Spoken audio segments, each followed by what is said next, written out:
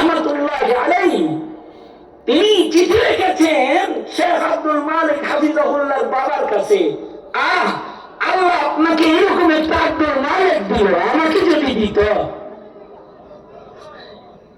দেখতে সুন্দর দেখে এই কামান, আসলে আল্লাহর কাছে মাহবুব সন্তান এমন যদি কেউ পেয়ে যায়, তার ওই কালো সন্তানের মতো একটা সন্তানও মানুষ তখন চাইতে থাকে, যারা মানুষ চিনে তারা চাইতে থাকে আমার খানদানে যদি এরকম একটা হইতো।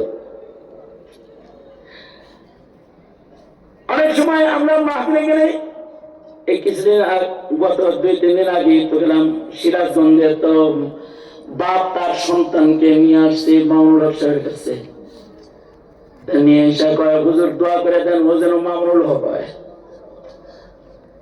তার মানে হলো বাবার কামনা হলো এটা যেন শেখ হাসিনা না হয়, শাহরিয়ার না হয়, এটা যেন কবি চৌধুরী না হয়, সালমান রুশদি না হয়, এটা যেন ইমরান সরকার না হয়, এটা যেন বাবু সরকার না হয়। যে সন্তান আমার চক্ষুকে রোদন করাবে, কান্না করাবে, এমন সন্তান দিয়েন না।